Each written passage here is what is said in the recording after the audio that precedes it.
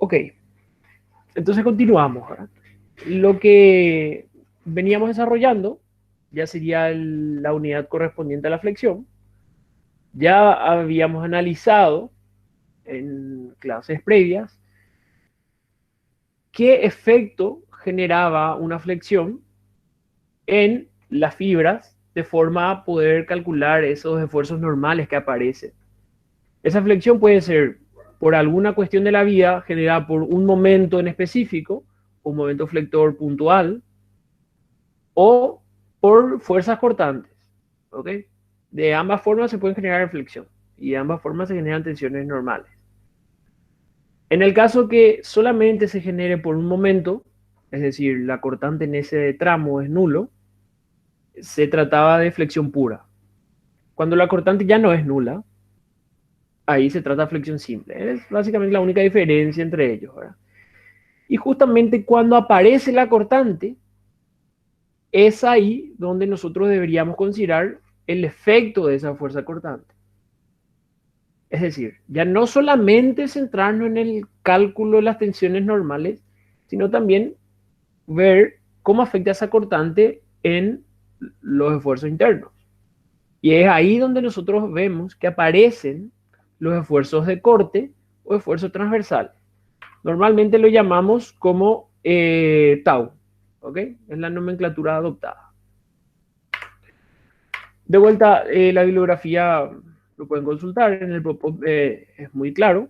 Sería bueno que los puedan complementar lo que vamos a ver hoy.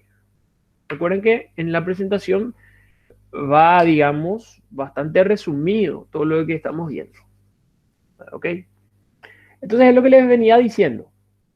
Vamos a trabajar, vamos a continuar con el análisis en la flexión, tan solo que ahora vamos a ver el efecto de la fuerza cortante. Y luego tratar de ir interpretando ya en conjunto, ver si es que existe alguna relación entre ese esfuerzo normal y fuerza cortante o esfuerzo cortante, si existe una relación entre los momentos y fuerza cortante, que esto realmente ya lo deberíamos tener bien claro en materias previas. Pero igual vamos a repasar todo. Entonces, ¿qué ocurre? Nosotros vamos a decir que aparecen tensiones cortantes en la flexión, evidentemente, siempre y cuando tengamos fuerzas cortantes. Ahora, si en un tramo de una viga, de una estructura, etcétera, hay fuerza cortante cero o todo ese tramo es nulo, en fuerza cortante, ¿verdad? Evidentemente no van a aparecer. Ahora, cuando no es cero, empiezan a aparecer y pueden tener distintas direcciones. Entonces, en general, nosotros vamos a hacer referencia al esfuerzo de corte que aparece en la dirección de, o sea, digamos, contenido en el plano de la sección y también transversal a esa sección, es decir, paralelo a la fibra longitudinal. Serían en general las dos direcciones de los esfuerzos que estaríamos calculando. Más adelante vamos a dar cuenta que podemos calcular en cualquier dirección, en cualquier punto, sin mayor inconveniente. Pero en este capítulo sería o en la sección transversal o perpendicular a ella. Entonces yo podría tener una sección cualquiera aquí. En este caso, tan solo realmente la gráfica un poco no nos ayuda tanto, ¿verdad? Pero aquí lo que se representa sería una sección en doble T. A esta sección se le llama doble T o una sección de perfil IPN o perfil I. Ok, una sección doble T y nos indica cómo son los esfuerzos de corte en cada uno de estos puntos que conforman la sección o en cada una de esas fibras. Pero para poder determinar, por ejemplo, el esfuerzo de corte que se da en este punto, o en esa fibra, o en este punto, o en este punto, o en este punto, evidentemente yo debo considerar muchas otras cosas, como fueran la inercia de la sección, la forma de la sección, el ancho de la sección en esa parte, el diagrama de fuerzas cortantes, es decir, muchas otras cosas intervienen, que vamos a ir viendo ahora. Pero la idea es que este esquema que está aquí graficado como si fuesen flechitas o un volumen de tensiones, lo que representan, digamos, serían los esfuerzos de corte en cada uno de estos puntos a una cierta distancia del centro de gravedad. ¿Ok? Entonces, esta flechita aquí, lo que estaría interpretando sería el esfuerzo en un punto. Ahora, fíjense lo siguiente. Cuando yo tenía esta sección, yo podría hacer una distribución de tensiones normales, ¿verdad? Que evidentemente son estas que se grafican aquí. Las que no, les voy a explicar. Yo podría tener, voy a hacer hacia la izquierda porque a la derecha no me entra, una distribución de tensiones de esta forma. ¿Ok? Recuerdan, si el momento era positivo, significaba que las fibras superiores estaban comprimidas y las fibras inferiores estaban traccionadas. Es decir, aquí yo iba a tener tensiones de compresión, y aquí abajo iba a tener tensiones de tracción. Eso eran las fuerzas normales, que es lo que está graficado aquí, ¿verdad? Tan solo que como no puedo no se pueden colocar estas flechas por dentro de las secciones que van para aquí, pero se indican como de otro sentido. Ahora, los esfuerzos de corte que yo quiero determinar, o los que yo a partir de ahora quisiera calcular, serían estos que aparecen aquí. Serían los que aparecen en esta cara. Es decir, al seccionar, por ejemplo, aquí y analizar toda esa viga en toda esa longitud. Son esfuerzos transversales, ¿ok? Y vamos a darnos cuenta que ese valor difiere evidentemente de la fuerza normal y tiene otra forma de calcular. Ok, aquí por ejemplo se ve mejor el corte, ¿verdad? Se ve que a partir de aquí, ven como en esta cara interna, aparecen algunos esfuerzos o algunas, aquí están indicados como unas flechitas. Son esos los esfuerzos que nosotros vamos a querer determinar a partir de ahora. ¿Por qué? Porque de alguna otra manera esos esfuerzos de corte nosotros consideramos en el análisis de piezas que por un lado son ensambladas, ya sea por bulones, clavos, remaches, pernos, tornillos, etcétera, o pueden ser soldados. Y por otro lado, cuando realmente estoy trabajando con perfiles con un espesor mucho menor a lo que estamos acostumbrados normalmente. Entonces deberíamos ser capaces de poder lograr determinar el esfuerzo que se da ahí como corte en la flexión y lograr evidentemente dimensionar. Aquí, por ejemplo, quizás parezca un poco complejo, pero es la misma situación. Aquí la sección, si lo dibujo en un plano, sería algo así. ¿Ok? Una sección, una especie de T invertida. Evidentemente yo puedo trazar estos diagramas de fuerza normal, ¿verdad? De fuerza normal. Esto nosotros ya somos capaces de lograr. ¿Cómo yo hacía el diagrama de tensiones normal? Yo sabía que la tensión normal era igual nada más al momento sobre la inercia por la distancia.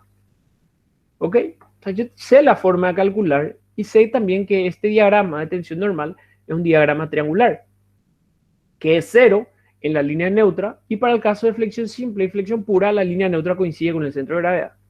Eso todo yo ya sé. ¿Ok?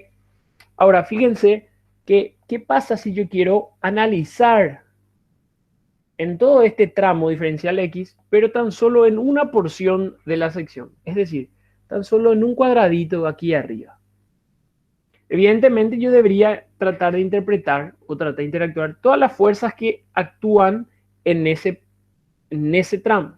Es decir, en esto que está aquí.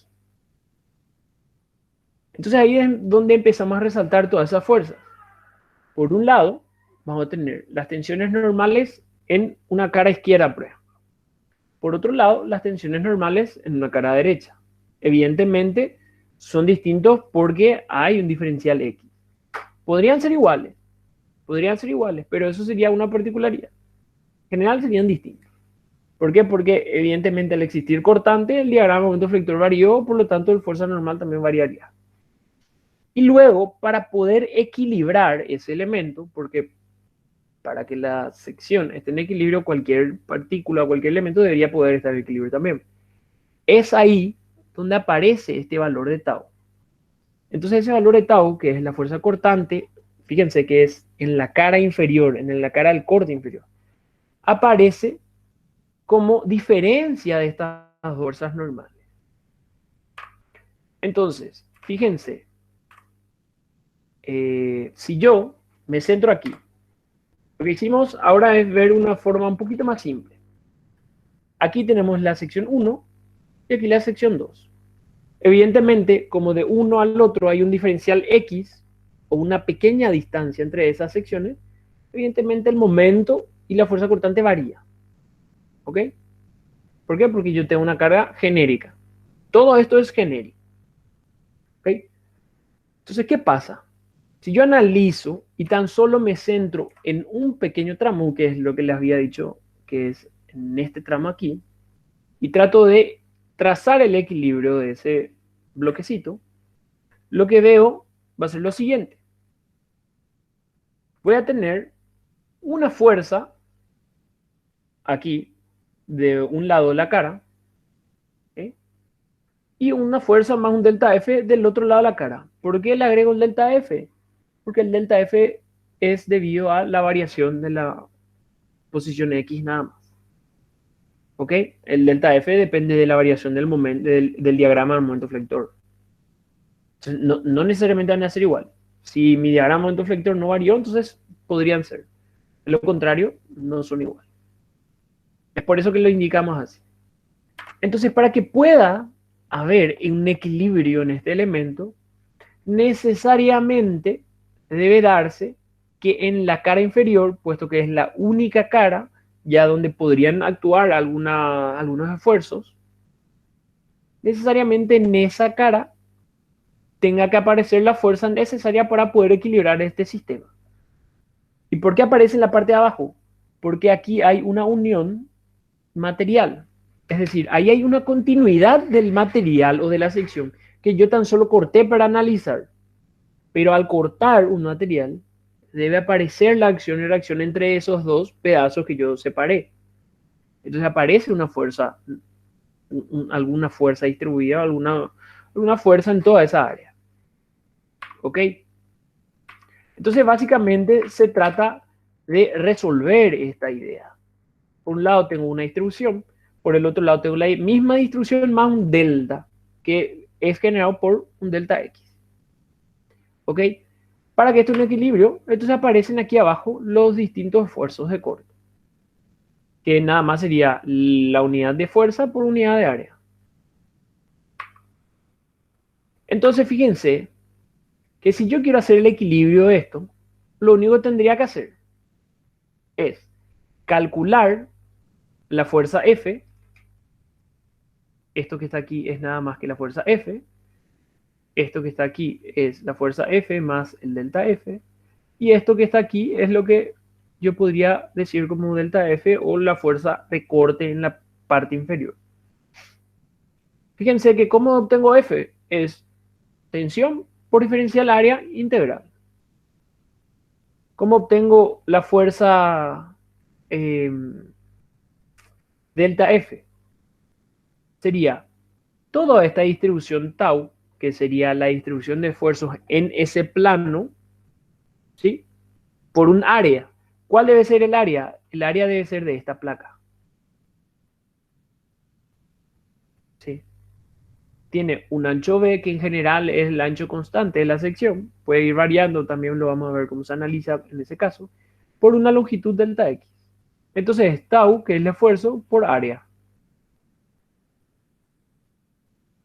Y aquí lo mismo, salvo que en vez de sigma ya es sigma más delta sigma. Entonces, al tratar de resolver eso, ¿ok? El paso a paso de la resolución de este equilibrio de fuerzas está en la diapositiva y también están en los libros. ¿Ok? Pero es nada más hacer el equilibrio. Aquí sería el equilibrio en fuerzas X. Al desarrollar esto, fíjense que yo puedo tratar de despejar tau de forma que yo pueda llegar a tener una expresión que me logre determinar ese valor de tau, es decir, este valor del esfuerzo cortante. ¿Por qué? Porque es lo que yo quiero lograr. Yo lo que quiero entender, lo que yo quiero calcular es qué esfuerzo se da en la dirección transversal, es decir, en la dirección del corte transversal, para poder dimensionar los bulones, los pernos, la unión, etc. Entonces a mí me gustaría conocer tau en función a qué momentos, carga externa, sección, etc. En función a datos que yo puedo realmente medir. Entonces de aquí puedo tratar de despejar, ¿verdad? Voy a tener diagrama, delta M por I diferencial área, delta X inercia, etc. Y puedo tratar de ir, puedo tratar de ir reduciendo esto o simplificando. ¿Ok? Entonces, al tratar de desarrollar esa expresión, yo logro despejar una expresión que me permite calcular el valor de tau. Fíjense que ese valor de tau es a una altura en específico. A ver dónde está marcado aquí. Sería a una altura en específico, es decir, en toda esta altura. Es decir, en toda esta fibra, en esta sección, tengo ese valor de tau.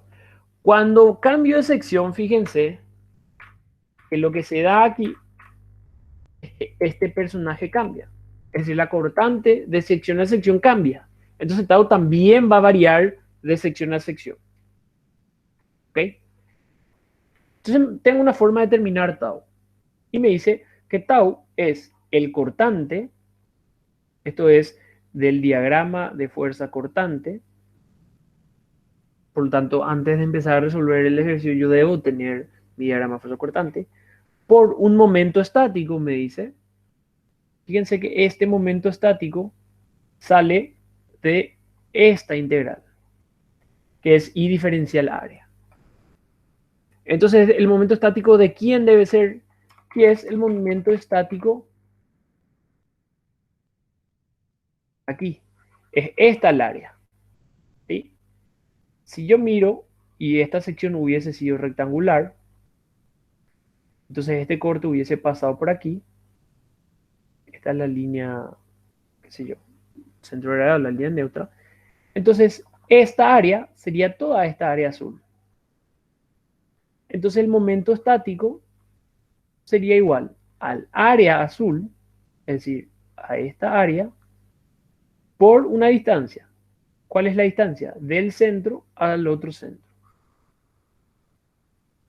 Que igual voy a repasar en breve. Pero es nada más que eso.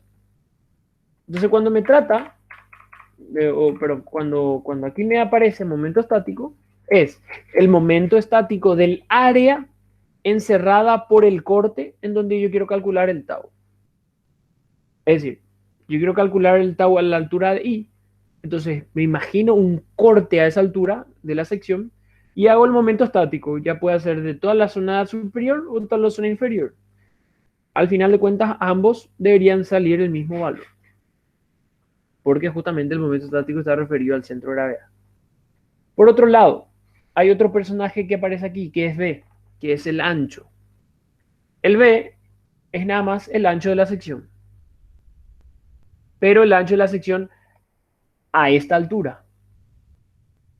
Si la sección es rectangular, de 20 de alto por 10 de ancho, entonces B siempre sería 10. Ahora, si la sección es triangular, entonces B o el ancho B estaría variando, ¿verdad? Si estoy en la base es el ancho mayor, si estoy en la punta el ancho es 0.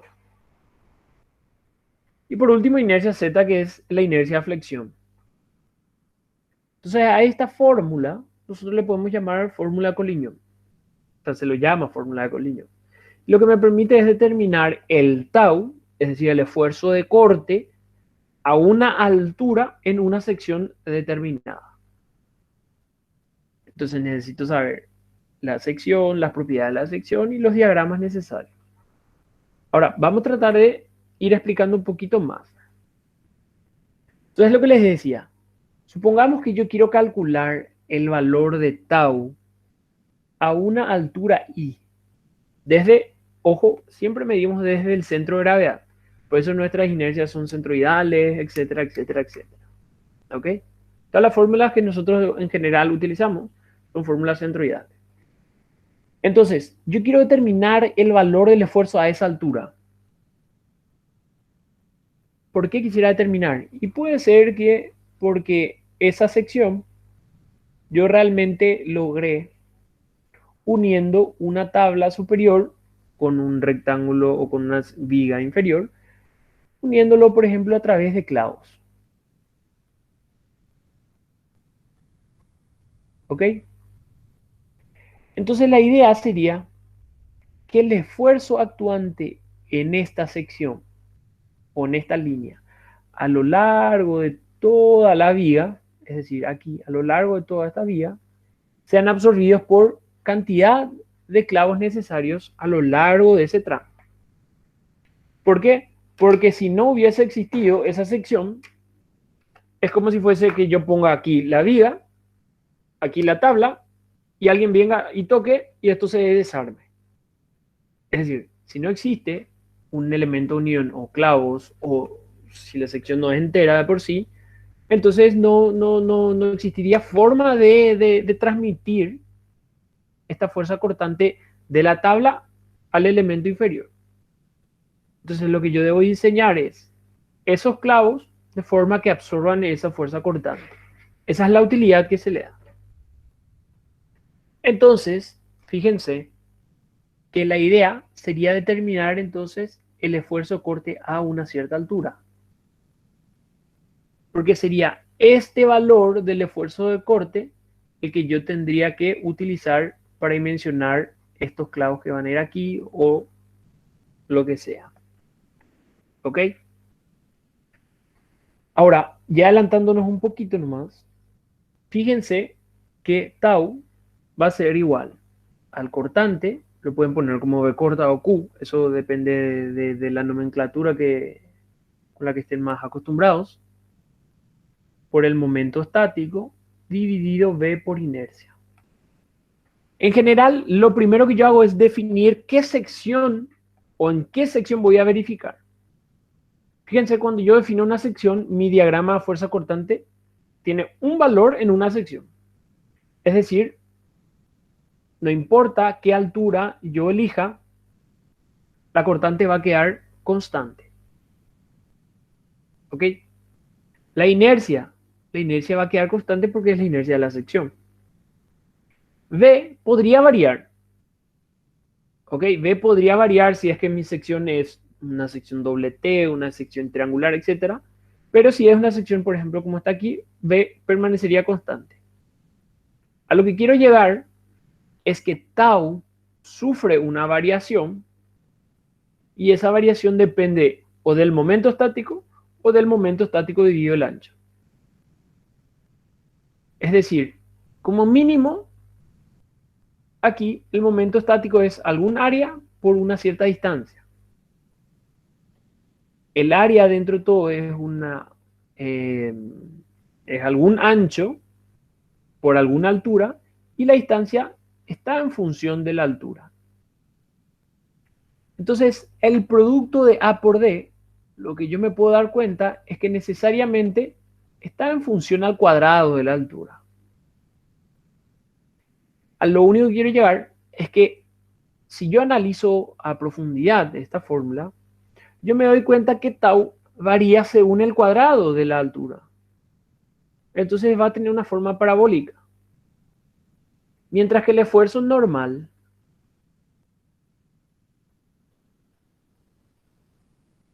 perdón, igual es válido eso para otros ejes. Mientras que el esfuerzo normal, para una sección la inercia es constante y el momento también. Entonces varía de forma lineal. Esa es la única variación. Entonces, esfuerzo normal tiene una variación triangular, es fácil de identificar eso. Y el esfuerzo de corte tiene una variación de segundo grado como mínimo. ¿Podría ser tercer grado? Claro que sí, eso va a depender de la forma, del área, de la variación de la sección, etcétera. Pero en principio es una forma parabólica. ¿Ok? Y fíjense que si yo quiero determinar el esfuerzo de corte aquí en este extremo inferior, lo que yo tendría que hacer es hacer un corte imaginario y ver qué área está encerrada ahí para el momento estático. Y fíjense que el área encerrada ahí es infinitesimal o prácticamente cero. Entonces sería, el momento estático sería un área por distancia y el área es prácticamente cero. Entonces de ahí es que yo logro determinar que los cortantes o los esfuerzos de corte en los extremos son cero. Es decir, en la fibra superior es cero y en la fibra inferior es cero. Hay una variación ya parabólica entre ellos, es decir, yo ya sé que hay una variación parabólica aquí. Y por último, es otro concepto que también tendríamos que recordar, que si yo hago pasar un corte justamente a la altura del centro de gravedad y hago el momento estático, ya sea de la parte superior, de la parte inferior, ¿ok? Que sería toda esta área por esta distancia, o hago el momento estático de la parte superior, que sería toda esta área por esta distancia, me arrojan y me salen absolutamente los mismos valores, justamente por el concepto del centro de gravedad. ¿Y qué otra particularidad hay? Que el momento estático eh, calculado por una sección que pasa por el centro de gravedad siempre es el mayor. Entonces, ahí yo me doy cuenta, ya no tan solo que en los extremos, es decir, en la fibra superior y fibra inferior son cero, sino que también en el centro de gravedad yo tengo el tau máximo. Y a partir de ahí yo sé, esto tiene una variación parabólica. Entonces, a partir de ahora, inclusive sin entender cómo yo puedo calcular, o sin haber practicado aún, cómo calcular el, el valor de tau, yo ya puedo tener una idea cómo sería esta distribución. Entonces, por ejemplo, para esta sección, una sección de T invertida. Esta sería mi referencia para poder hacer el diagrama de esfuerzos de corte. Para esa sección, yo ya sé que evidentemente aquí en la fibra inferior debería ser cero. Aquí en la fibra superior debería ser cero. Y también sé que en este punto yo tengo el valor de tau máximo. Entonces, ¿cómo yo logro determinar? Tan solo es una parábola de segundo grado como mínimo. Entonces es una curva parabólica. Entonces esquemáticamente yo siempre ya voy a poder determinar esto. Sería algo así, este punto voy a agrandar para que pase por ahí. Lo único que voy a tener que tener en cuenta es cuando hay un cambio de sección. Entonces, esto a lo sumo sería algo así. Empieza a disminuir una vez que pasa por el centro de gravedad. Como tau es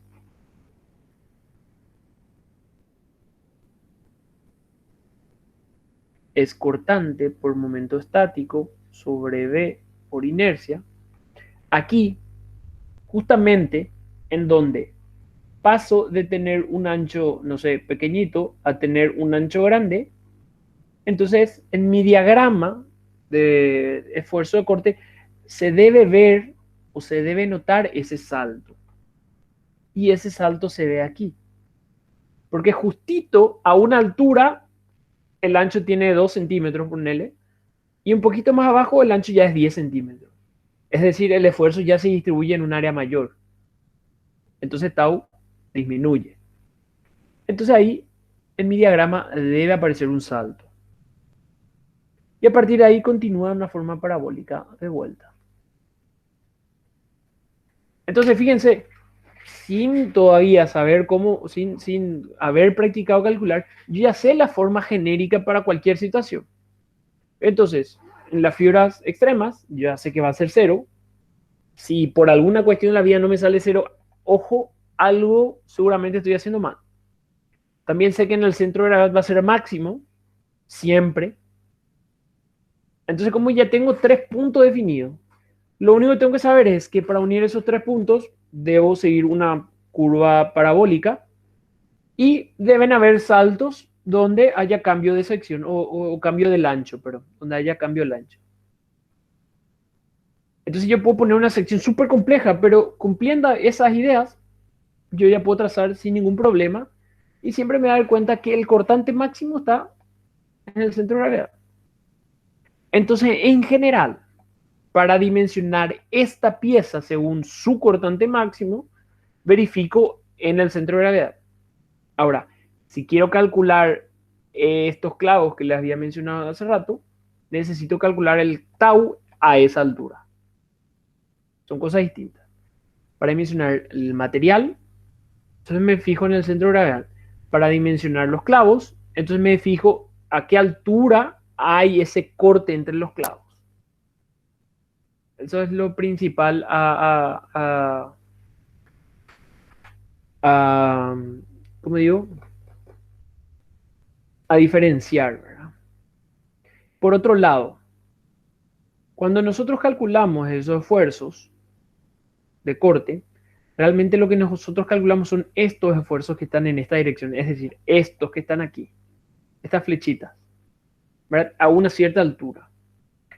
Y si recordamos lo que habíamos ya mencionado, que era en la clase de corte puro, si no me equivoco. Sí, la clase de corte puro, tengo por aquí, el teorema de Cauchy, o de la reciprocidad de las tensiones, es que nos damos cuenta, a ver si tengo por aquí, sí,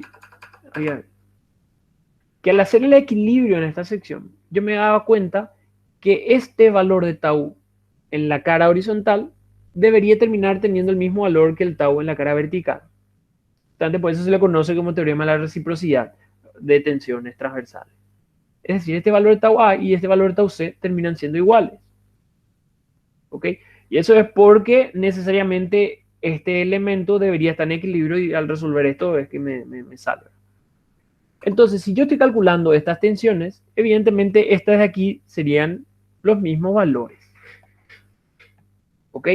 Y son estas tensiones las que me permiten determinar el corte, los clavos, etc. Aquí hay que entender una cosa, ¿verdad? Yo puedo tener una sección doble T, una sección rectangular, etc. Y puedo tener una fuerza cortante externa. ¿Ok? ¿Qué ocurre? En esa sección, las fuerzas cortantes, ¿ok? Las fuerzas cortantes deben ser capaces de equilibrar la fuerza externa. Es decir, si en un momento aquí aparece una fuerza cortante, puede ser para arriba, puede ser para abajo, no importa, ¿qué ocurre? Lo que absorbe cada una de estas fibras o cada uno de estos elementos debe ser en sumatoria igual a esta carga. Eso es lógico, para poder equilibrar los esfuerzos internos con la carga externa, por un lado. Y por sobre todo, deben reproducir este mismo efecto. Entonces, ¿cómo es que yo obtengo? Fíjense que si yo tengo esta carga, entonces lo que debería aparecer sería un efecto de esta forma o esta dirección en los esfuerzos cortantes en la dirección vertical. Ahora, esta flechita en roja lo que realmente simboliza es nada más que un flujo de tensiones. Un flujo porque lleva un camino, es decir, es el recorrido que tienen los esfuerzos internos en esa dirección, y de tensiones porque evidentemente se tratan de los esfuerzos. Ahora, ¿qué pasa aquí? En la dirección vertical es fácil. ¿Por qué? Porque la resultante en esa dirección debe ser igual a la cortante. Ahora, en la dirección horizontal, evidentemente, la resultante debería ser cero. De forma que, evidentemente, no que se equilibre de forma interna y no existan cargas externas. O sea, ya que no existen. Entonces la idea es la siguiente. En la vertical tiene la misma dirección que la fuerza cortante y en la horizontal se anula. De forma que esto pueda representar como si fuese el flujo de algún líquido. Entonces, si llega hasta el tope, se bifurca. Por lo tanto, a partir de aquí arriba, el esfuerzo de corte toman estas direcciones. Y por ende, aquí antes tienen estas direcciones. De forma que aquí se anula entre sí y aquí se anula entre sí. Mientras que en esta dirección termina siendo igual a la carga. Entonces no hay esfuerzos horizontales, o sea, no hay resultante horizontal, mientras que la resultante vertical es igual a la fuerza externa. Este flujo nos va a nosotros servir a la hora de determinar fuerzas en ciertas áreas. O cuando analicemos cortes para determinar los clavos, o cuando veamos, por ejemplo, ejemplos que dejaron en la semana 9. Ahí van a entender de una mayor manera, por así decirlo, la utilidad de este flujo. Fíjense como acá, fíjense como aquí, para esta sección doble T, yo determiné de vuelta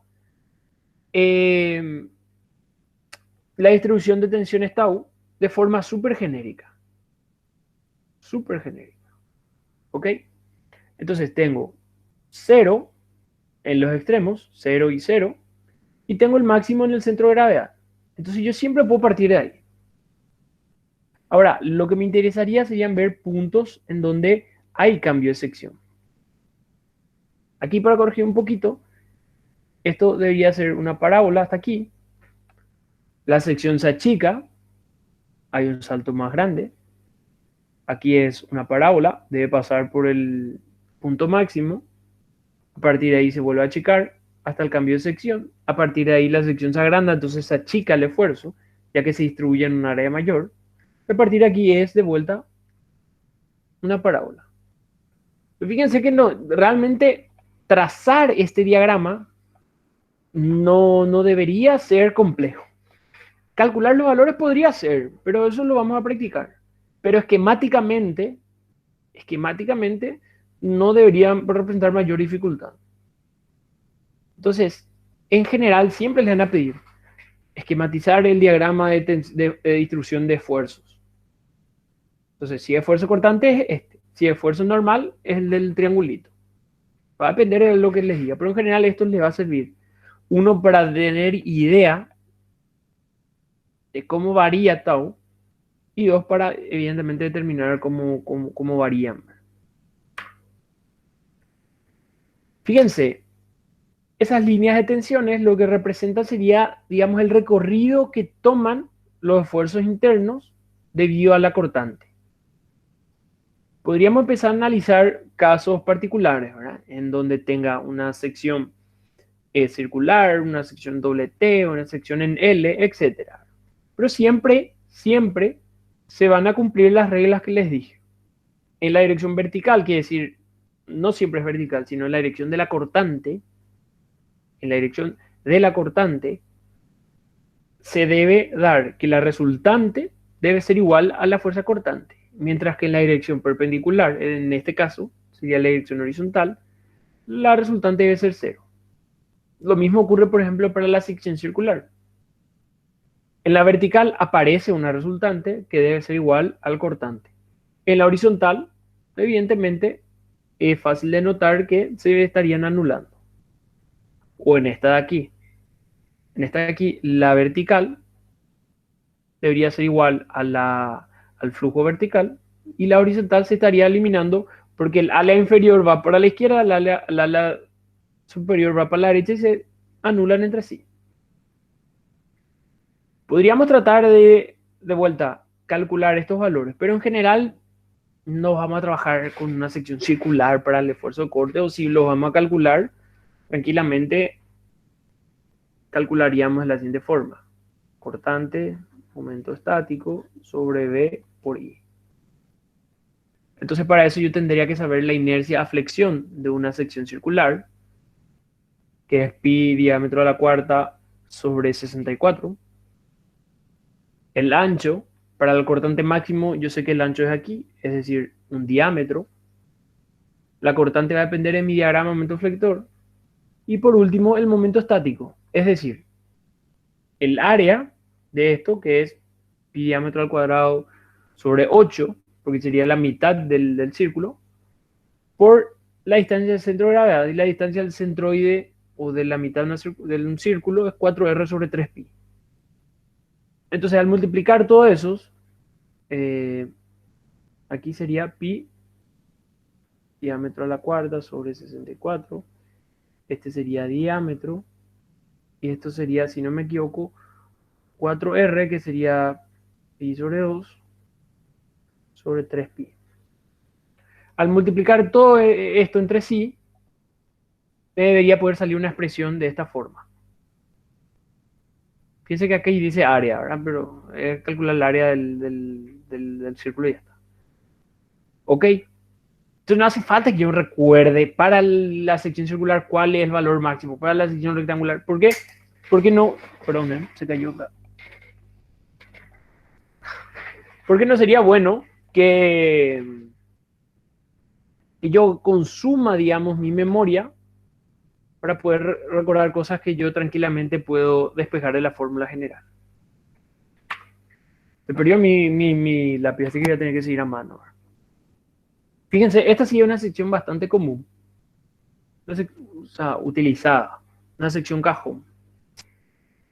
Se puede obtener, por ejemplo, uniendo, a ver, cuatro tablitas de la siguiente forma. Supongamos una tabla aquí,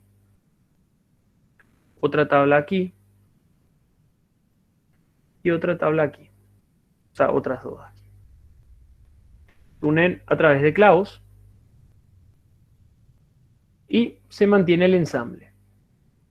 ¿Ok? Eso se puede obtener.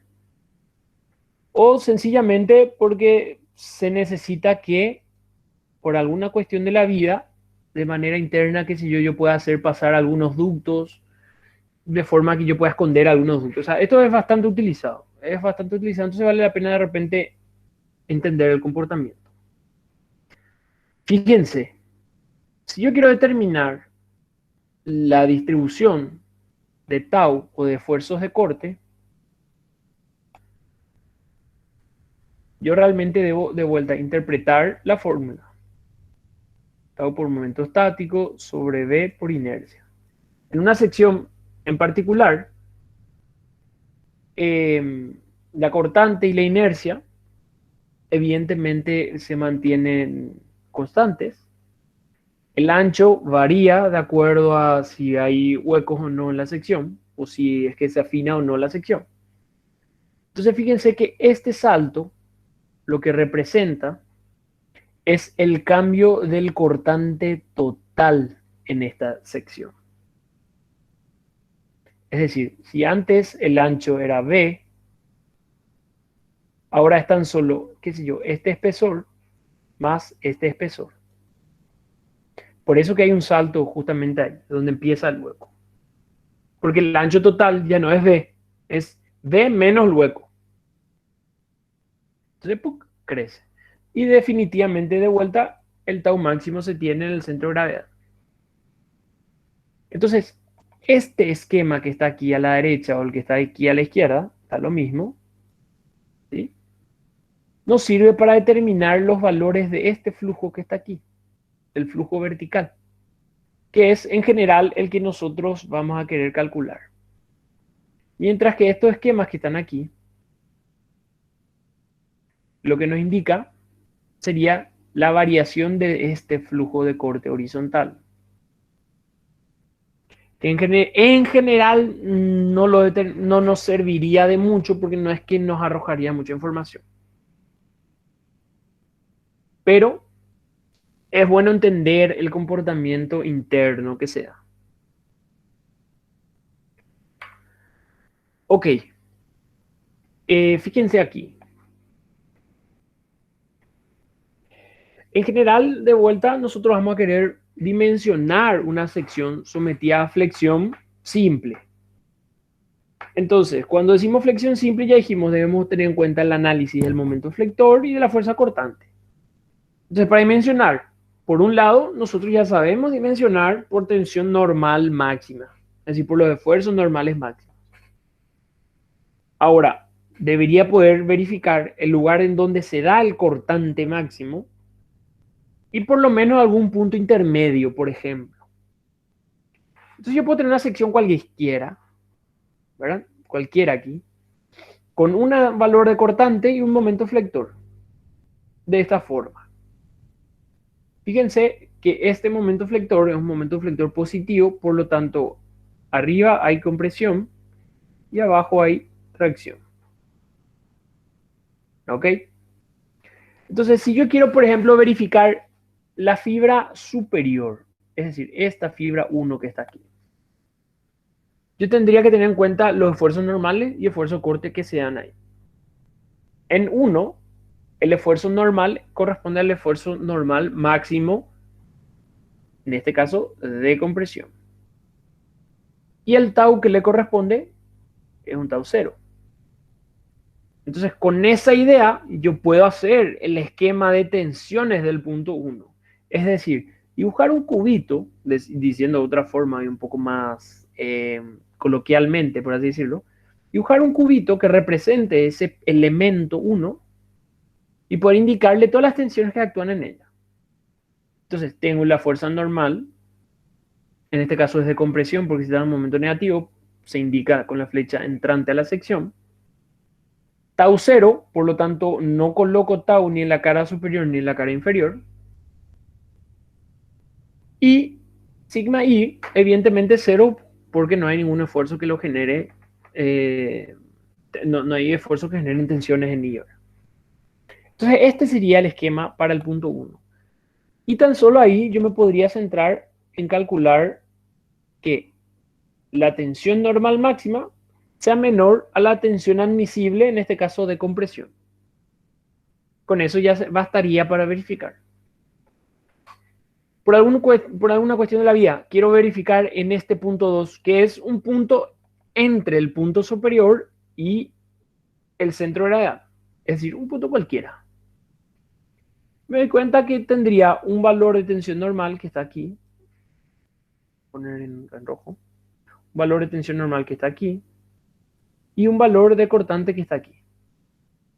¿Sí? Ojo, es este el punto 2. Profe, Sí. ¿cómo? O sea, yo entiendo, por ejemplo, que si te pide el tau máximo vas a poder hallar ahí, pero si es que te pide en ese lugar, ¿cómo voy a poder saber exactamente dónde está ese lugar? Ok. Si te pide en este lugar en Esa específico, distancia y no, y por eso, en general esta distancia te va a indicar. Por alguna cuestión de la vía vos vas a poder determinar. El caso general, por ejemplo, sería que esta sección se obtenga uniendo esta tabla superior, ¿ok? Con un clavo aquí. Entonces lo que vos quisieras, o lo que tendrías que poder calcular sería el cortante justamente a esta altura. Es decir, a la altura en donde se puede llegar a cortar ese clavo. Entonces vos tendrías que hacer tu diagrama aquí. Esto viene así, hay un salto, crece, viene hasta acá, un salto. Entonces vos tendrías que poder calcular este valor aquí, de tau.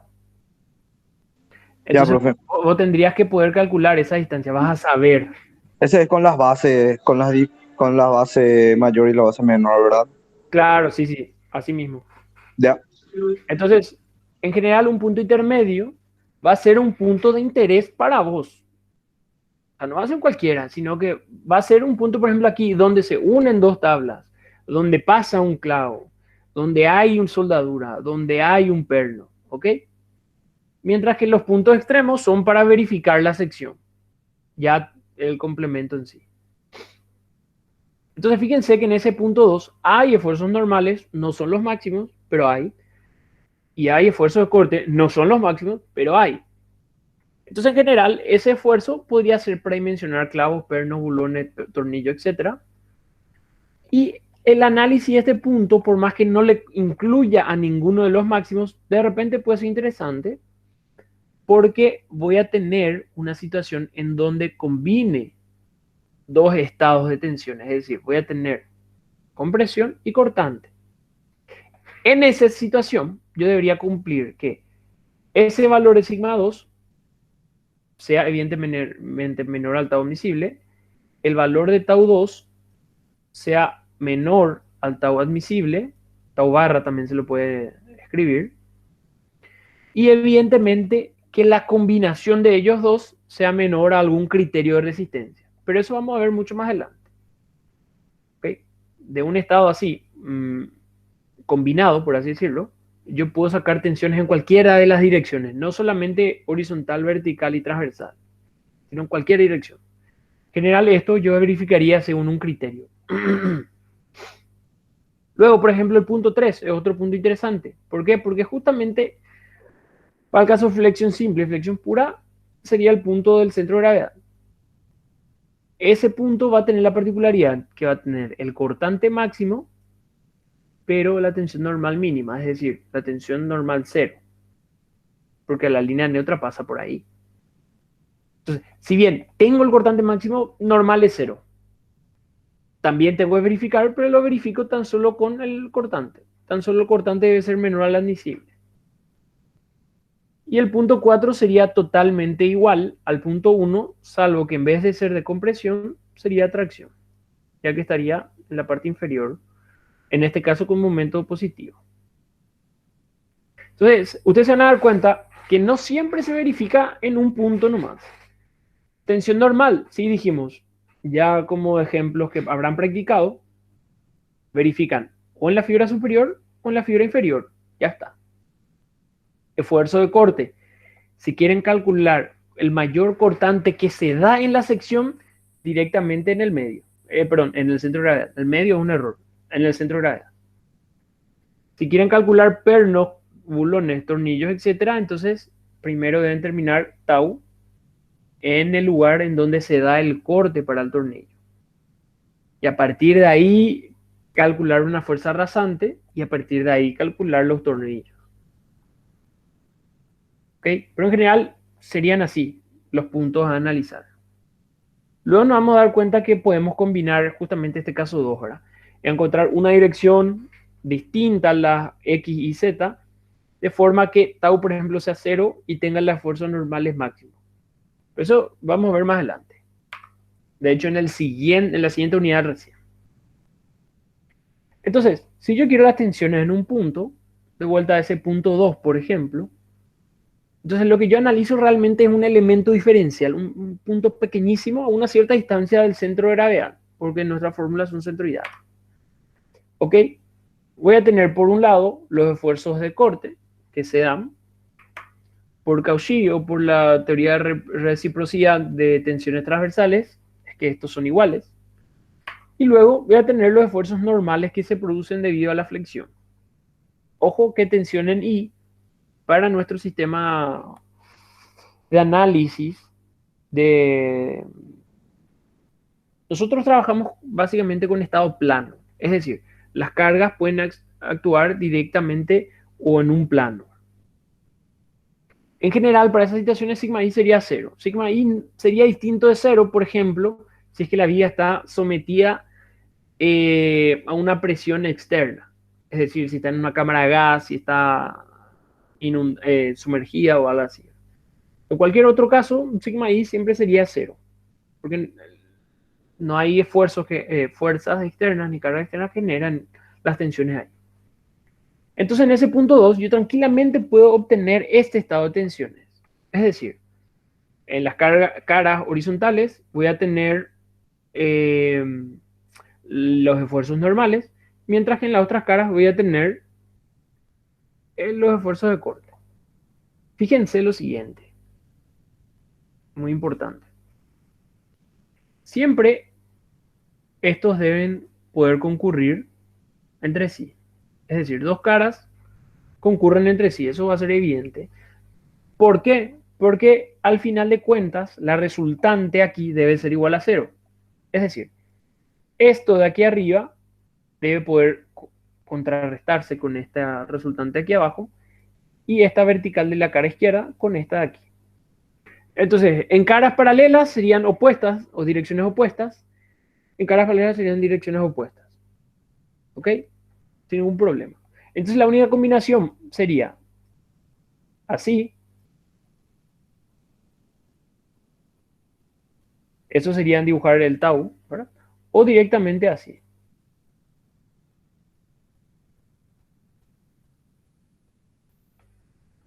Lo que debo tener en cuenta es que tau depende directamente del cortante. Momento estático tiene signo, es área por distancia. ¿Ok? Podría tener el signo positivo o negativo dependiendo de qué parte estoy trabajando. ¿Verdad? Pero en general es un área por distancia nomás, sería indistinto. La inercia no tiene el signo, siempre sería positivo. El ancho B siempre es un valor positivo porque es un ancho. No puedo tener un ancho de menos 7. ¿Okay? Entonces el valor de tau queda definido realmente por el signo de la cortante. Si la cortante es positiva, tau es positivo. Si la cortante es negativa, tau es negativo.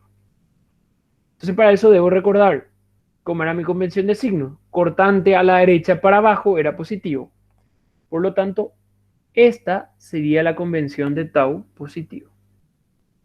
Si el cortante para la derecha va para arriba, es decir, esta cara, entonces es la convención negativa.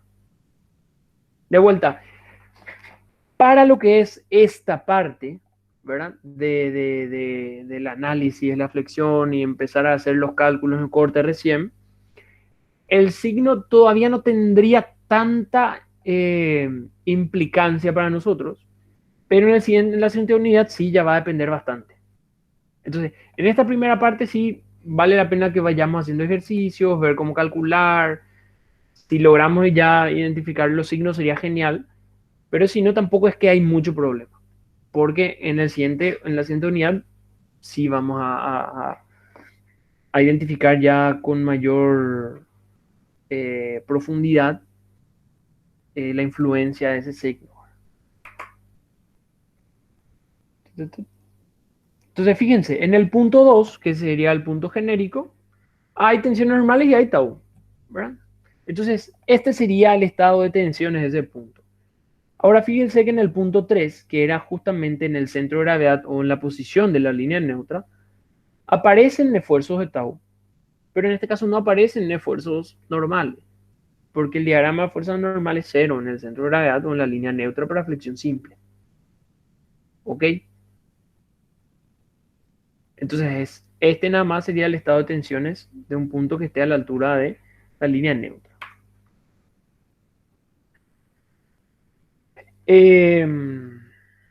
Fíjense, las tres secciones, o estas tres secciones, son quizás bastante comunes, ¿verdad?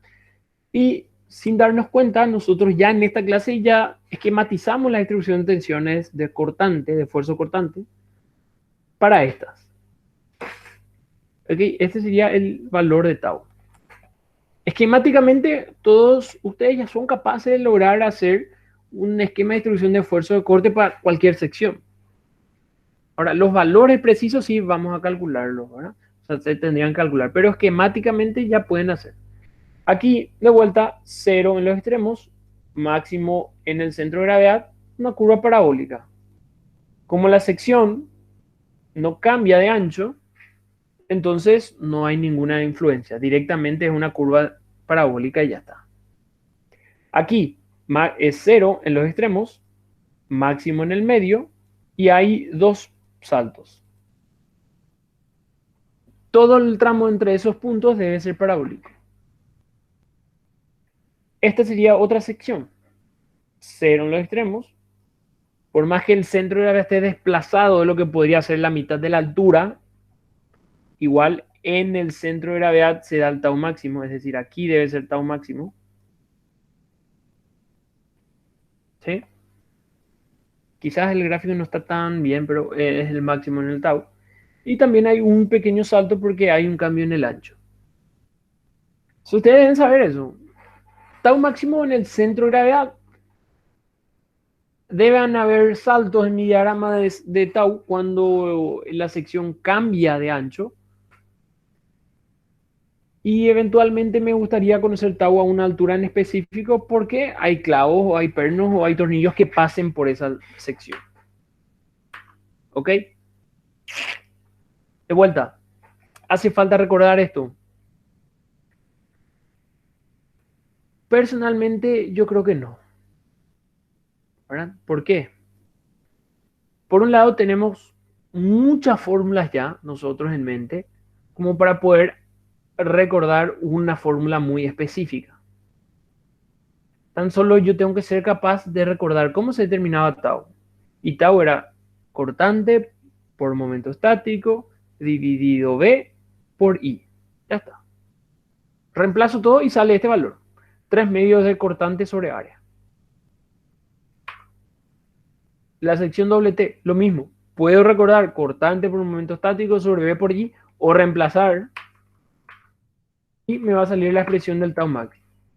Entonces no vale la pena recordar, digamos, o llenar nuestra memoria recordando casos muy específicos, porque alguien me cambia algo y si yo me acordaba solamente de los casos específicos, voy a terminar ahí en un corto prácticamente, ¿verdad? Ok, aquí me gustaría un ratito buscar algo porque se me cayó el bolígrafo, un ratito.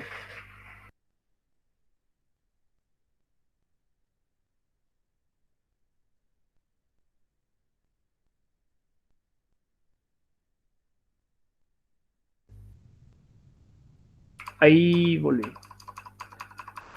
Lo que pasa es que se me cayó el lápiz, entonces era un poco difícil dibujar con el mouse. Ahora ya estoy de vuelta.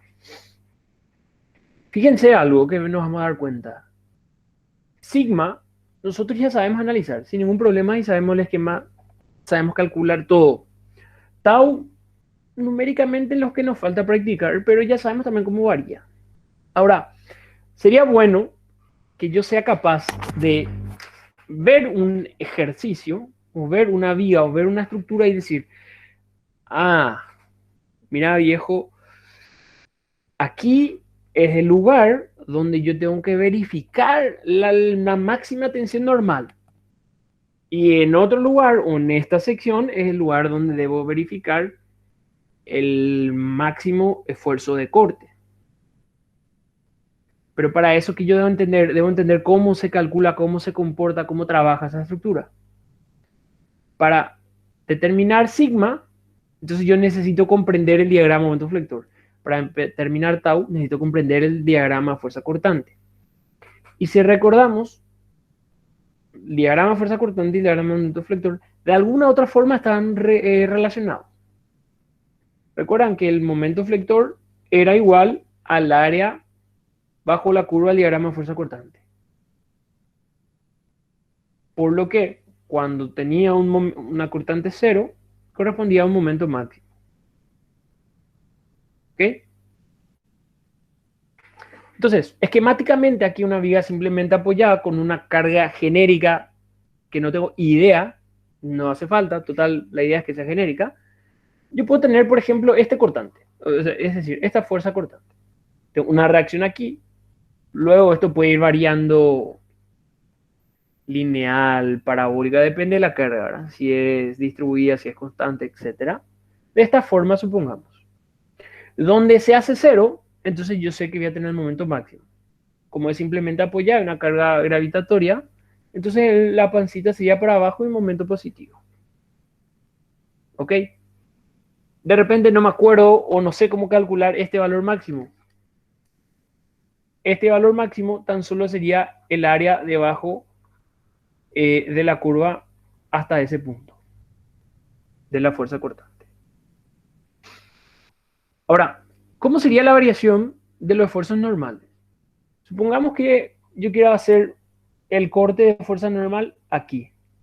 El corte de fuerza normal en distintas secciones, de forma que yo vea cómo va a ir, o cómo varía, o cómo va creciendo, o cómo va disminuyendo, de acuerdo a cuál sea el caso. Entonces, fíjense que como sigma x era igual al momento sobre la inercia por I, cuando yo quería determinar el mayor valor de la tensión normal, lo que yo buscaba era el mayor momento flector. Entonces, ubicaba primero el mayor valor del momento flector y ahí evidentemente hacía mi esquema de distribución de tensiones. Vuelta triangular, si el momento es positivo, la compresión es para arriba, si el momento es negativo, la compresión es para abajo. Y luego de definir la sección, veo las fibras más alejadas. Entonces aquí, evidentemente, el momento máximo se da en ese punto donde la cortante es cero. El centro de gravedad es de esta pieza en forma de T invertida, por lo tanto, la fibra más solicitada o con el esfuerzo normal mayor sería la fibra más alejada, es decir, la fibra superior. Ahora, ¿qué pasa si no tomo ese momento máximo y no tomo otras secciones paralelas? Entonces yo me voy a dar cuenta que la fuerza normal, fíjense, perdón, la distribución, las tensiones normales, fíjense cómo varía. A medida que el momento es menor, evidentemente los esfuerzos normales generados son menores hasta llegar al lugar donde el momento es cero y las tensiones normales son cero. Entonces, ¿qué implica eso? O lo que quiero lograr es que donde tengo el momento máximo, tengo evidentemente la situación de esfuerzo normal máximo. Eso no ocurre con la cortante. La cortante no depende del momento, sino de la fuerza cortante. Entonces, en general van a ser casos invertidos. No siempre. No siempre porque en el caso que haya un apoyo intermedio, en general ese es el punto crítico y ahí coincide el momento máximo con la cortante máxima. En general, no siempre. Entonces fíjense lo que ocurre con la cortante, con el esfuerzo de corte. Es muy interesante esta comparación, ¿verdad? ¿Por qué? Porque las cortantes máximas se dan en general en cercanía de los apoyos. En general en cercanía de los apoyos. ¿Por qué? Porque en los apoyos donde aparece una reacción concentrada, la carga externa hace que esa reacción se empiece a disminuir o vaya creciendo eventualmente, depende de lo que sea, hasta llegar a otra reacción y con una carga concentrada de vuelta. Entonces, en general, cuando yo quiero verificar o quiero dimensionar algo al corte, voy a buscar siempre verificar los apoyos. Cuando voy a querer dimensionar por flexión, voy a buscar siempre un vano en el medio, como en este caso, o un apoyo que tenga una longitud en voladizo, ¿verdad? El caso del momento negativo. Entonces, como que ya me tengo que armar esa idea. ¿Ok? ¿Esto de qué sirve? Esto sirve después cuando den hormigón 1 o estructuras de hormigón y necesiten dimensionar las varillas que deba tener una viga de hormigón, ¿verdad? Entre ellos tengo varillas longitudinales. Esas varillas longitudinales lo único que tendrían que ser serían como refuerzo para nosotros. Si hay que reforzar el momento positivo, son varillas inferiores. Si hay que reforzar un momento negativo, son varillas superiores. Por eso le llama armado positivo a las de abajo, armado negativo a las de arriba. Por los momentos. Por los diagramas, momentos. Sencillo.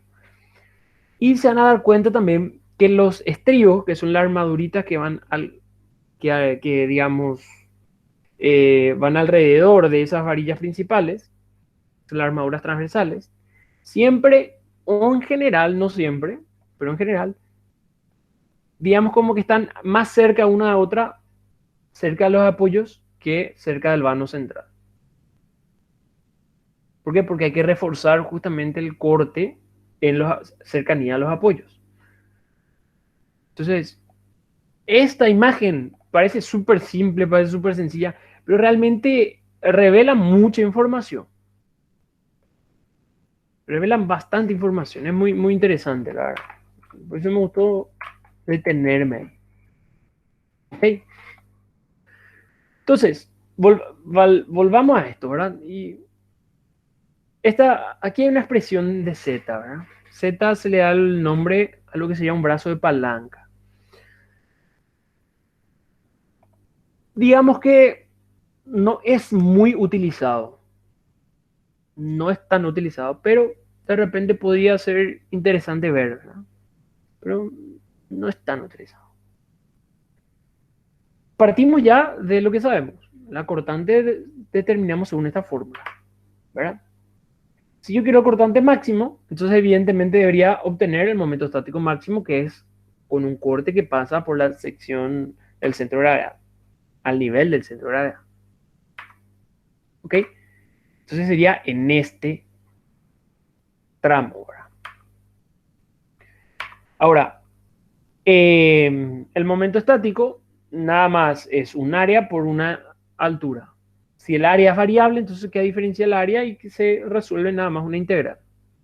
El área puede variar según la altura o puede ser constante, ¿verdad? No debería haber tanto drama al hacer eso. Esta parte se adelantó, ¿verdad? La animación está un poquito mal. Volvamos aquí, ¿verdad? Entonces yo puedo tener esta sección, esta distribución de esfuerzos de corte, esta distribución de tensiones normales. Puedo tener la I máxima para arriba y máxima para abajo. Fíjense que yo todo este tramo puedo reemplazar por una sola fuerza resultante, que sería la equivalente a todo este triangulito de aquí por un cierto ancho. Lo mismo F2. Podría reemplazar todo este volumen de aquí, porque es un volumen, es un triángulo por un ancho, por F2. Ahora, ¿qué es la idea aquí? Fíjense que este diagrama triangular lo que hace es absorber un momento flector externo. ¿Entonces qué significa eso? Que este momento flector externo es absorbido por cada uno de estos esfuerzos y el momento que se genera respecto al centro de gravedad. Entonces, si yo sumo el momento que genera cada una de estas fibras, el momento que genera cada una de estas fibras respecto al eje del centro de gravedad o respecto a la línea neutra, la resultante debería ser igual al momento. Por lo tanto, en vez de hacer eso, yo podría cambiar por el momento de cada resultante. Y lo único que voy a tener ahí sería momento igual a F1 por una distancia 1 más F2 por una distancia 2. ¿Ok? Y otra cosa es que esta sección debe estar en equilibrio, por lo tanto la fuerza en X debe ser cero. En este caso, F1 y F2 deberían ser iguales. De lo contrario, no existiría ese equilibrio. Ojo que aquí F1 y F2 son iguales porque se trata de una flexión o pura o flexión simple. Cuando vean flexión compuesta, ahí ya no serían iguales. ¿Verdad? Pero en este caso, como la fuerza normal externa es cero, F1 más F2 debe ser igual a cero. Por lo tanto, F1 y F2 son iguales. Entonces, ese valor de Z lo que representa es la distancia entre F1 y F2. Y fíjense que es la distancia entre un par de fuerzas. Entonces, ese valor de Z le podemos dar el nombre de brazo de palanca. ¿Ok? Entonces, de repente, alguien me puede decir, se tiene un momento externo M y el brazo de palanca es tanto. Entonces, con el valor de Z, yo debería ser capaz de calcular a qué altura está la línea neutra y muchas otras cosas más. Pero de vuelta les repito, no es tan utilizado como dato, ¿verdad?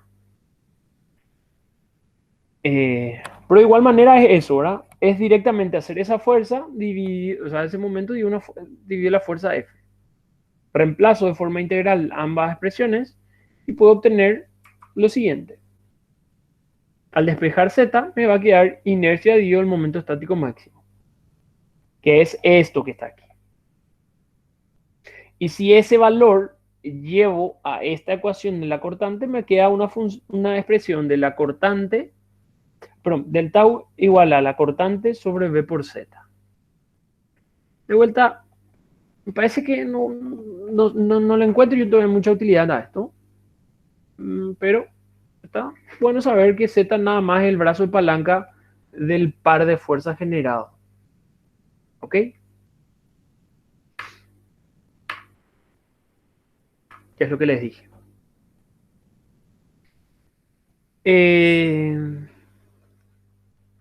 Un poquito.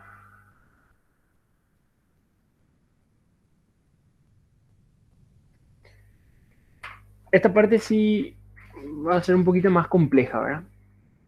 Esta parte me gustaría explicar aquí, ¿verdad? Fíjense lo siguiente. Nosotros, cuando hacemos el análisis de la flexión, nosotros aplicamos lo que conocíamos como la hipótesis de Navier-Bernoulli, ¿verdad? Que establecía que una sección antes y posterior a la deformación permanecería plana, idéntica a sí misma y perpendicular a la línea o fibra media deformada. ¿Ok? Entonces, lo que establecía esa hipótesis básicamente era que eliminaba la posibilidad de tener distorsiones transversales en la sección. ¿Qué significa eso? Que yo estoy haciendo evidentemente una hipótesis de un comportamiento, pero para facilidad de cálculo y facilidad de modelamiento. Eso no significa que en la realidad no existe distorsiones en la sección transversal debido a la flexión. Existe. ¿Por qué? Porque realmente nunca había encontrado un material totalmente homogéneo, totalmente con comportamientos ideales, ¿verdad? Pero era bastante interesante el resultado que arrojaba. Entonces, limitando a la hipótesis Navier-Bernoulli y al análisis de estructuras dentro del régimen elástico, entonces es bastante válida la respuesta que sale. Lo que hay que entender es que realmente nosotros suponemos un comportamiento, forma exagerada, de esta forma, en donde esta sección antes que aparecía en línea de puntos, luego de deformarse, tan solo tiene esta forma. Es decir, sigue siendo recta, ¿ok? Pero lo que ocurre en realidad es que esta sección que era recta, al deformarse, tiene una especie de alabeo o distorsión transversal. Es decir, la sección ya no se queda recta y tampoco es rectangular, sino que tiene deformaciones transversales. Y crean, ¿no? Esa pequeña diferencia facilita muchísimo. Entonces, fíjense, esta deformación supuesta realmente sale justamente de Bernoulli, ¿verdad? Euler y Bernoulli son los que plantean un primer sistema del análisis de viga. Y ellos plantean en 1740 aproximadamente. 1740 aproximadamente se plantea la primera forma, digamos, importante del análisis de viga en la mecánica. Y ahí, bueno, dentro de todas las limitaciones se establece la hipótesis de Navier-Bernoulli a la larga, que establecía que la sección permanece plana, idéntica a sí misma, etcétera, etcétera, pero sin sufrir distorsiones transversales. Ahora, una idea mucho más real del análisis sale a partir del 1920, por ahí creo que era, ¿verdad? Y sale de la mano de Timoshenko, que es el libro, que uno de los libros, uno de los autores de los libros que nosotros utilizamos, ¿verdad? O que ponele que ustedes utilizan, ¿verdad? Que tienen ahí entre la bibliografía, ¿verdad? Entonces, fíjense que casi 200 años después, 180 y algo años después, se modifica lo que era una de las bases de la mecánica, ¿verdad? Igual nosotros seguimos adoptando una opción más, una forma más yendo hacia la viga de Bernoulli que a la viga de Timoshenko. Esto realmente pueden encontrar. La complejidad aumenta muchísimo para el análisis manual, pero hoy día con los programas y software de elementos finitos, la deformación real está muy bien simulada. Pero para cálculos manuales sí seguimos optando por una opción un poco anterior.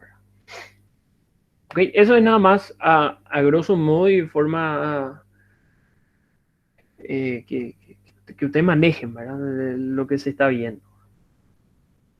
Fíjense, casi 200 años después recién surgió un personaje que mejoró, digamos, un modelo en el diseño, ¿verdad? Que realmente eran buenas las teorías que ya se planteaban de entrada. Otra cosa que hay que entender. Fíjense que nosotros dijimos que tau tenía una variación así, ¿verdad? Fíjense que aquí nosotros en nuestra gráfica hacemos una variación brusca.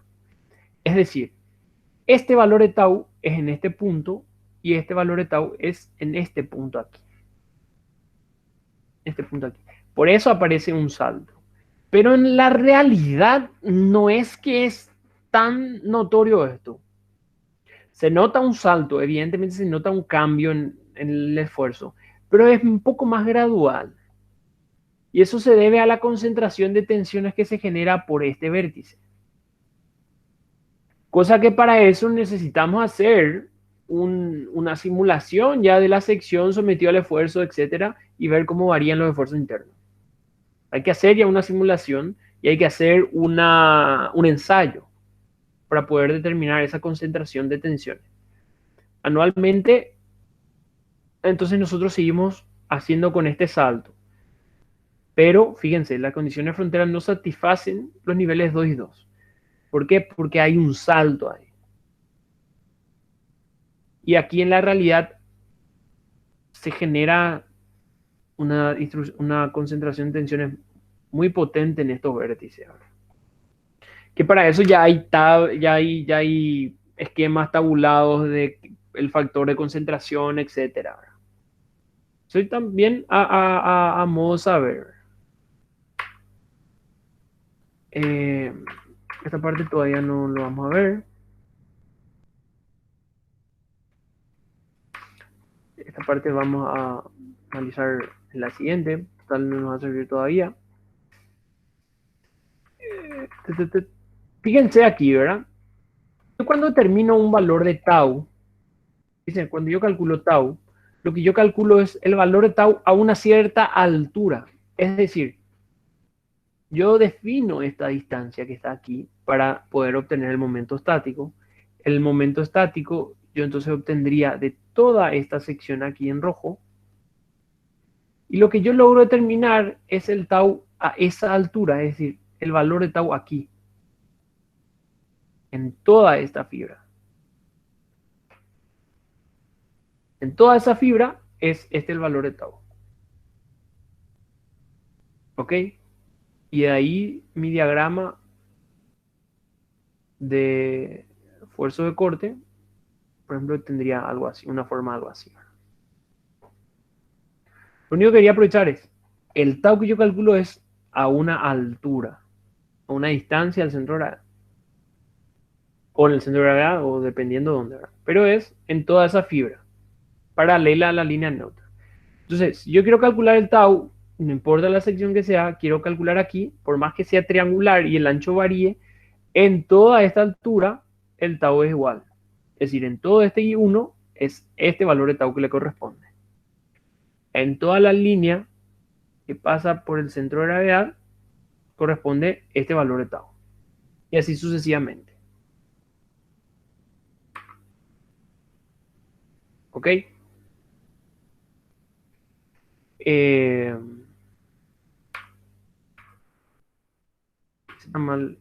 Esa gráfica ahí no es el tau máximo, sino que es otra cosa. Que más adelante vamos a ver. Esta variación creo que ya la vimos, ¿verdad? Recordemos nada más, no coinciden en general, pero en el momento, en el caso de tener un voladizo, ahí el apoyo intermedio en general es más crítico, donde tengo el momento máximo y también la cortante máxima. En ese único caso prácticamente sería el lugar en donde ambos coincidan. Por ejemplo, puedo tener una viga así.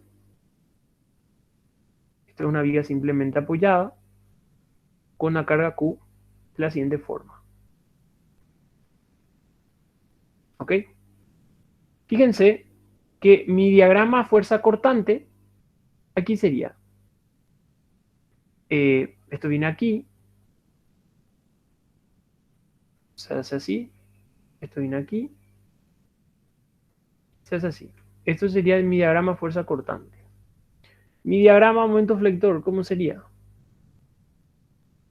Mi diagrama momento flector aquí podría ser algo así. Acá, diagrama, momento vector. Negativo, positivo. Aquí me olvidé poner los signos, ¿verdad? Positivo, negativo, positivo. Los valores serían fáciles de calcular. Y sería las reacciones en los saltos. Este valor aquí sería Q por la longitud voladizo. Este sería QA sobre 2. Perdón. Así. Y el momento de esto va a depender de las reacciones también. Entonces, esquemáticamente yo sé los diagramas. Y fíjense que aquí yo podría tener o esta situación como más crítica, por ejemplo. ¿Por qué? Porque tengo un valor de momento máximo posible. Podría tener esta de aquí, porque sería el apoyo de la izquierda, pero ahí el momento es 0. Hasta ahí, tranquilo. Hasta ahí es exactamente igual a esto. No coincide el lugar de la cortante ni el momento máximo. Pero ¿qué pasa si la situación crítica se da aquí?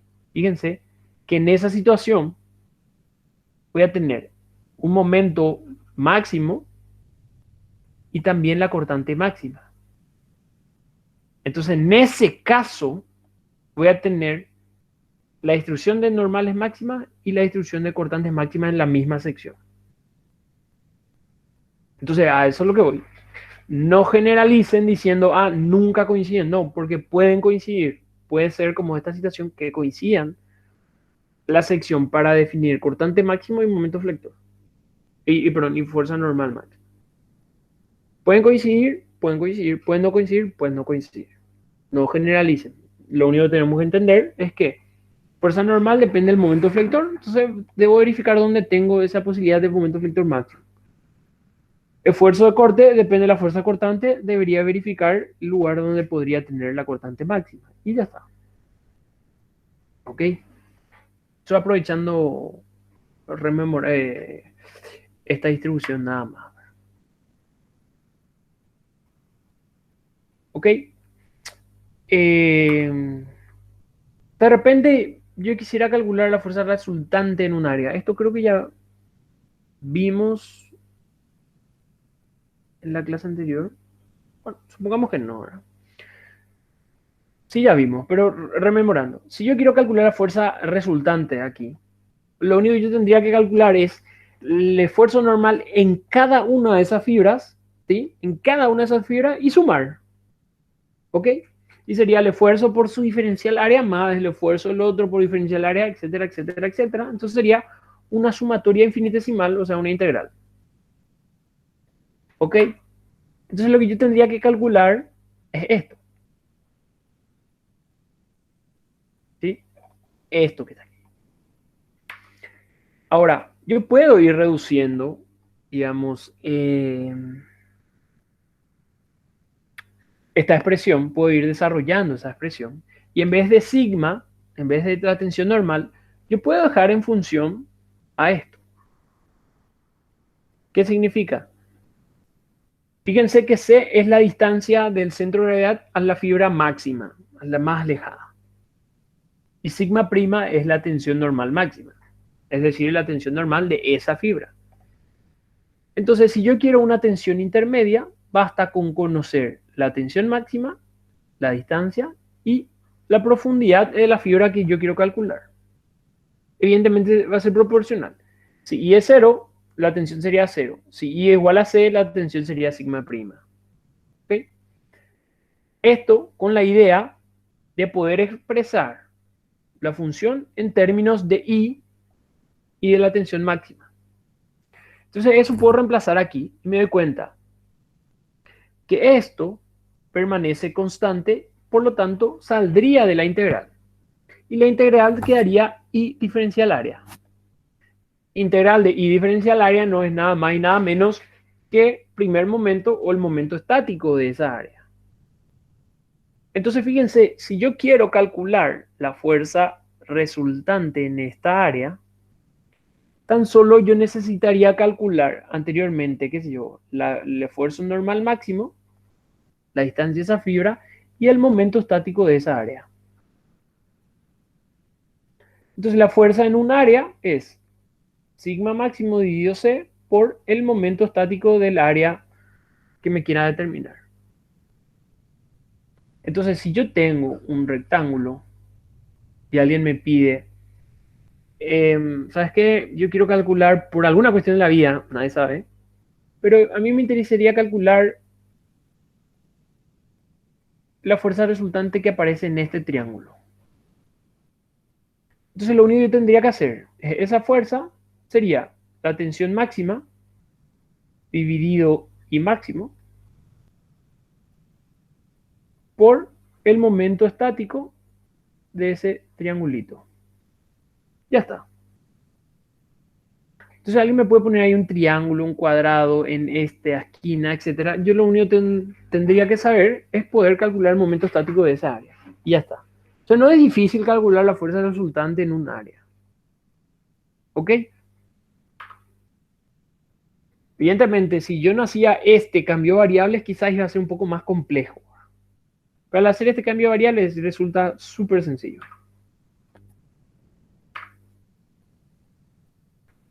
Eso sería, evidentemente, la fuerza. Ahora, si yo quiero calcular el momento resultante aquí, sería esa fuerza por esta distancia I1. Sería la fuerza por la distancia I1 y queda al final esto. El esfuerzo máximo dividido C por inercia. Ya está. Uno por momento estático, el otro por la inercia. O sea, es muy simple todavía.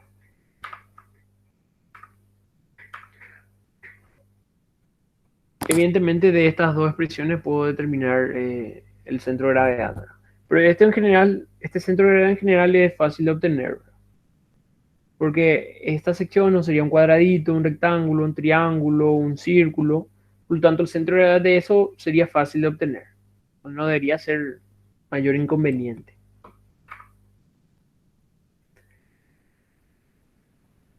Ok, esto es repasando la fuerza resultante normal para un área. Ahora, por último, me gustaría ver esta última parte. La fuerza resultante en un área, pero... no, este es el que vimos. Perdón. Esto sigue siendo el mismo esquema que vimos aquí. Entonces, fíjense, a ustedes le pueden pedir la fuerza resultante en este triangulito. Lo único que yo debo ser capaz es calcular el área de ese triángulo, el centro de ese triángulo, y ya está. Aplicando esto, yo ya puedo calcular la fuerza resultante ahí. De cualquier forma, de cualquier sección, sin mayores inconvenientes. ¿Ok?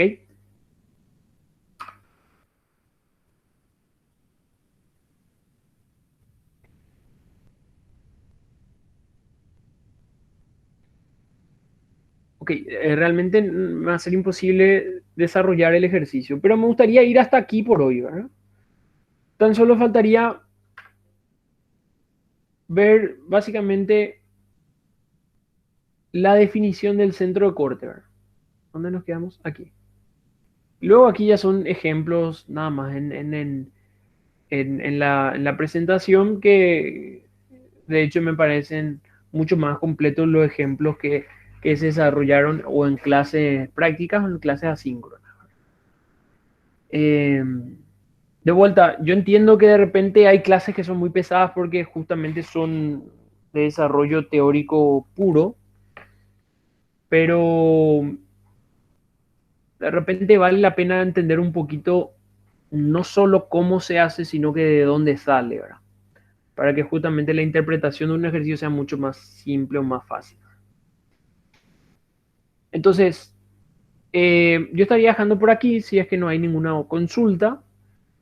Ustedes tendrían aún la clase del miércoles. En el miércoles estarían terminando esta pequeña parte y ya estarían haciendo otros ejemplos más lo que tienen con las clases asíncronas, que lo único que tienen que hacer es revisar el semanario, para que es suficiente. Eh, Hay ejemplos de todo tipo ya ahí.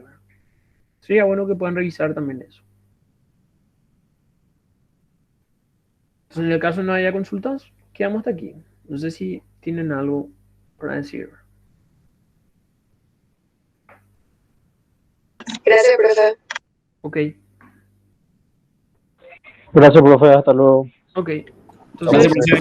queda Gracias, libre. profe. Gracias, profe. Chao, chao.